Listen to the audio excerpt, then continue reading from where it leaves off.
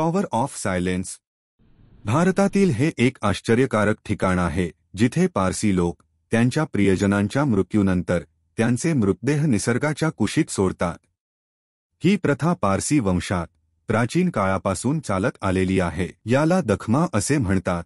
मानवी शरीर ही निसर्गाने दिलेली भिक्षा आहे, त्यामुळे मृत्यूनंतर मानवी शरीर निसर्गाला परत दिले पाहिजे असे पारसी समुदाय मानतात। जगातील सर्व पारसी लोक अशाच पद्धतीने अंतिम संस्कार करतात आणि कोलकातामध्ये देखील ही प्रथा अवलंबली आहे। कोलकाताच्या बेलेघाट शहरात पहिला टॉवर ऑफ सायलेन्स 1822 मध्ये बांधायला सुरुवात झाली आणि 1828 मध्ये याचे बांधकाम पूर्ण झाले। त्यावेळी कोलकात्यात पारसी लोक मोठ्या संख्येने राहत होते। त्यावेळी तेथील नौरोजी सुरबजी उंबरीगर या नामवंत कर्मचाऱ्यांनी पहिला टॉवर ऑफ सायलेन्स बांधला होता। असं म्हणतात की जो कोणी टॉवर ऑफ सायलेन्सची निर्मिती करतो किंवा त्यासाठी काहीतरी दान करतो, सर्वात आधी त्या व्यक्तीचा मृतदेह तिथे आणला जातो। कोलकातामध्ये अशा घटना घडल्या आहेत। ज्या व्यक्तीने हा टॉवर ऑफ सायलेन्स बांधला, सर्वात आधी त्यांचाच मृतदेह इथे आणला गेला। त्यांचा एक पाळीव कुत्रा होता जो त्यांच्यावर खूप जीव लावायचा। मालकाच्या मृत्यूनंतर त्या कुत्र्याने अन्नपाणी सोडून दिले। 7 दिवसानंतर त्या कुत्र्याचा सुद्धा अंत झाला आणि त्याला टॉवर ऑफ सायलेन्सच्या बाहेर पुरले गेले। पूर्व आशियातील पहिला टॉवर ऑफ सायलेन्स कोलकाता येथे बांधण्यात आला।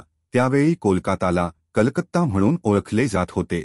असा दावा करण्यात आला आहे की रंगून, मल्य इतकंच नाही तर सिंगापूर वरूनही मृतदेहांना कोलकात्याच्या टॉवर ऑफ सायलेन्समध्ये आणले जात असे। येथे ठेवल्या गेलेल्या प्रेतांना काही काळानंतर गरुड खाऊ लागले। उन्हाळा आणि पावसाळ्याच्या ऋतूमध्ये ते प्रेत पूर्णपणे नाहीसे होत होते।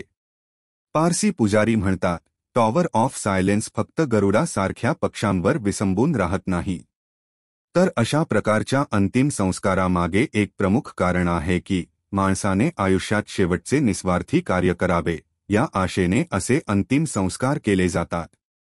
पारसी लोक मानतात की मृतदेहांना पुरल्याने किंवा पाण्यात सोडल्याने निसर्गाची हानी होऊ शकते, त्यामुळे ते शतकानुशतके जुनी परंपरा पाळतात।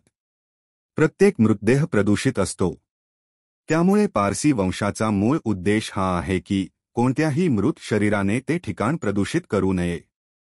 मृतदेह पाण्यात टाकल्याने पाणी प्रदूषित होते, मृतदेह जाळल्याने हवा प्रदूषित होते, त्यामुळे पारसी जातीचे शरीर मृत्यूनंतर प्रकृतीकडे परत जाते।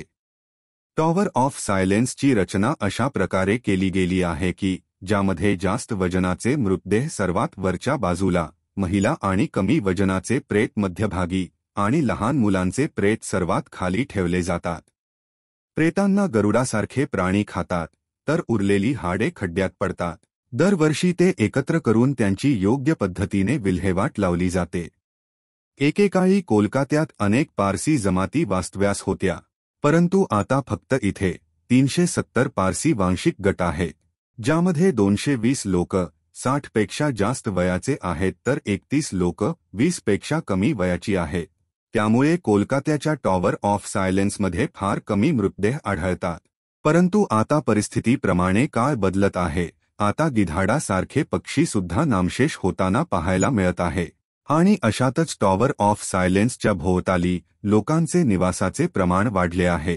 लोकांच्या विचारातही बदलाव होत आहे। या कारणांमुळे आताच्या काळात पारसी लोक प्रेतांना जाळून किंवा मातीत गाढून त्याच्यावर अंत्यविधी करायला लागले आहेत।